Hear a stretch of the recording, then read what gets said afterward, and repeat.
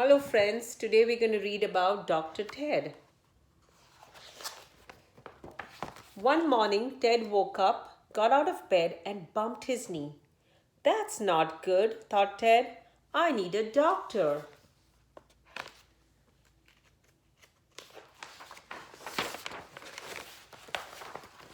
He looked everywhere, but he couldn't find one.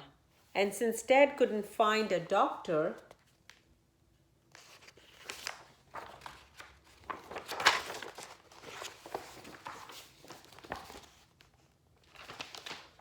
he became a doctor. Dr. Ted didn't have an office, so he made one. Dr. Ted didn't have a big badge, so he made one for those two. One of those two. Now all I need is a patient, he thought. He sat and waited for one to arrive. He waited and he waited and he waited. Nice waiting room, thought Dr. Ted. Then he waited some more. I think it's time for a house call, he thought. Hello, he called throughout the house. His mother was in the kitchen. You have measles, said Dr. Ted. We should operate.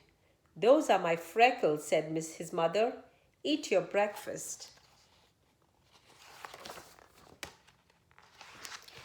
At school, Dr. Ted sat in the third row of Mrs. Johnson's class.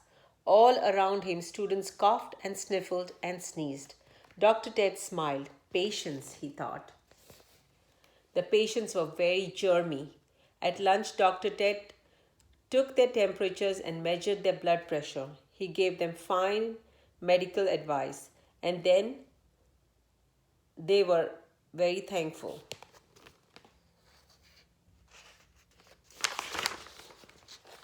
Dr. Ted was such a good doctor, even Mrs. Johnson came to see him. You can practice medicine in the lunchroom, she said. You have mumps, said Dr. Ted. Crutches could help. Those are my cheeks, said Mrs. Johnson. Eat your lunch.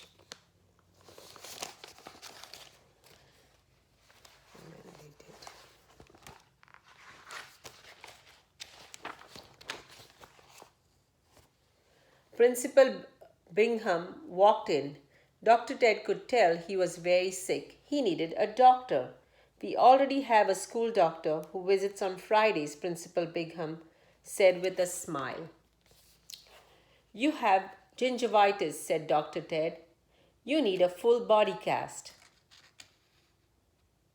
Principal Bingham frowned. You also have bad breath, said Dr. Ted. You need a shot. The principal's face turned bright red. And a fever, said Dr. Ted. You need a transplant. We already have a school doctor. Principal Bingham pointed toward the door.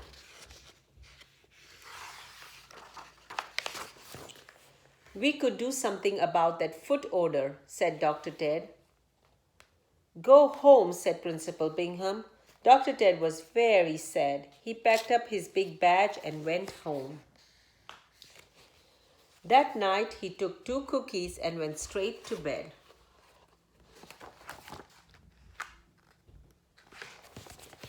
The next day during recess, Ted sat on a bench and sighed. He watched Frances Sylvester do gymnastics on the monkey bars. She was very talented. Everyone thought so, especially Mrs. Johnson and Principal Bingham. Frances finished her routine with a triple twisting somersault. She landed on Mrs. Johnson.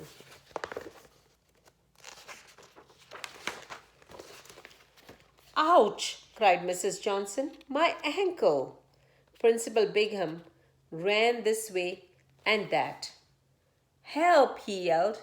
Call an ambulance. Call the fire department. Call the library. Just call somebody. But Dr. Ted was already there. He wrapped Mrs. Johnson's ankle with his big badge. He checked her vision and her tonsils. Take 2 cookies, he said. You will feel better in the morning. Just then, the ambulance arrived, and the fire department and the librarians. It's a good thing you had Dr. Ted, they all said. There's always room for another school doctor, said Mrs. Johnson. My work here is done, said Dr. Ted. Keep the badge.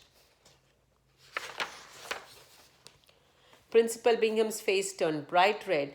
You really should do something about that fever, said Dr. Ted. That night, Dr. Ted closed his office, packed away his stethoscope, and went to sleep knowing he had done a good job. The next morning, Ted woke up, got out of bed, and sniffed the air. He smelled like burnt toast. It smelled like burnt toast. That's not good, thought Ted. I need a fire truck. The end.